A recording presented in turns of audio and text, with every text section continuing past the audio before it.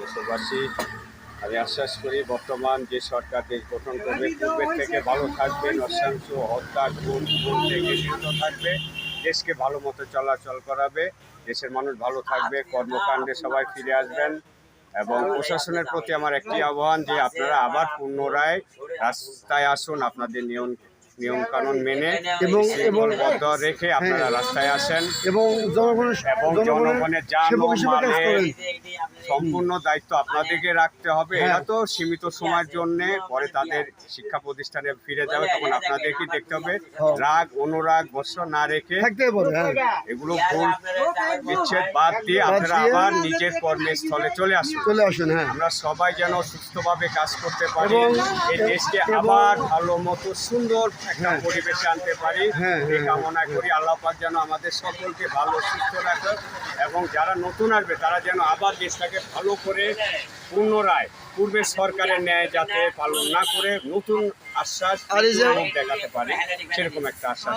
আরেকটা প্রশ্ন হচ্ছে কি এই যে নিত্য প্রয়োজনীয় জিনিসের দাম এ ব্যাপারে কিছু বলুন। আমাদের নিত্যপণ্য আমরা যারা শ্রমজীবী আছে, ভ্যান রিক্সা চালাই, দিনমজুর, দোকানপাট আছে, চাষতলে যারা আছে, এদের কাছে এই 60 টাকা 65 টাকা চাউল কিনে খাওয়ার মতো সাধ্য আমাদের নাই। আমরা সরকারের কাছে এবং যারা দেশ পরিচালনা করবে তাদের কাছে আমার একটাই অনুরোধ, আমাদের এই কর্মক্ষেত্রে যাতে চাল ডাল তেল এগুলোর দাম কমায়, আমরা যাতে 2 টাকা কিনে বাচ্চা কাচ্চাকে খাওয়াতে পারি, এই আশ্বাসটা করি। আমার আবারও বিনীত অনুরোধ যাতে আমাদের দেশের নিত্যপণ্যের রেট দামটা কমানো হয়। ধন্যবাদ। আপনার পরিচয় দেন। আব্দুর রহিম, পেশাগত আমি একজন অটো ভ্যান চালক। বাসা আমার বনপাড়া, বড়াইগ্রাম, নাটোর, বনপাড়া পৌরসভা, বড়াইগ্রাম, নাটোর। আল্লাহ হাফেজ দিয়ে সালাম দিয়ে আল্লাহ হাফেজ। আসসালামু আলাইকুম ওয়া রাহমাতুল্লাহি ওয়া বারাকাতুহু। এবং ভিডিওটা সবাই দেখে শেয়ার করবেন, লাইক করুন যাতে দেশের সবাই দেখতে পায়। আমার মতো সবাই তার মনের আশ্বাসটা খুলে বলতে পারে। সবাইকে ধন্যবাদ। আসসালামু আলাইকুম ওয়া রাহমাতুল্লাহি ওয়া বারাকাতুহু। আপনাকে অনেকক্ষণ ধন্যবাদ, আপনাকে অনেকক্ষণ বক্তব্য দেওয়ার জন্য আপনাকে অসংখ্য ধন্যবাদ। আমার সাথে থাকবেন। আল্লাহ হাফেজ। আসসালামু আলাইকুম।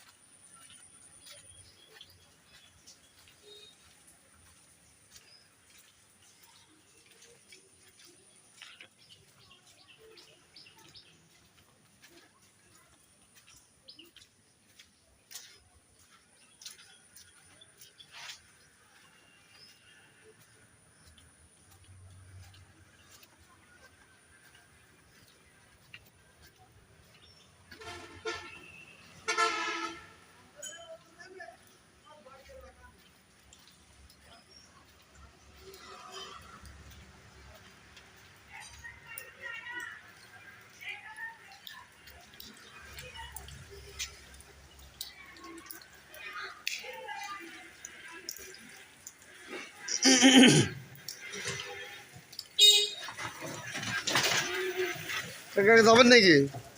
যাবেন নাকি? ওই যে ইয়েতে যাবে একটু, Caritas office, Caritas office, Caritas ওদিকে যাবেন না?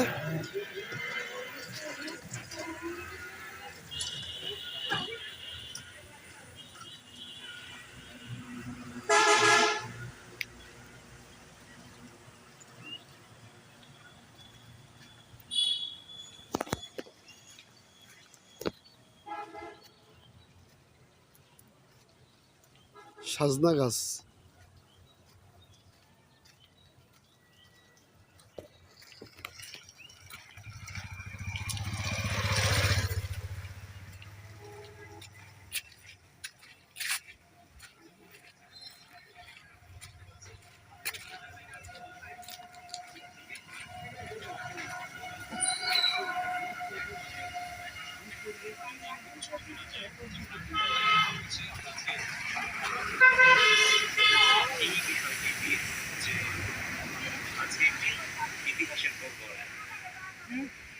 বইতিল মানুষের বইতিলটা কাজল ইতিহাসের দোরগোড়ায় আমরা দাঁড়িয়ে আছি।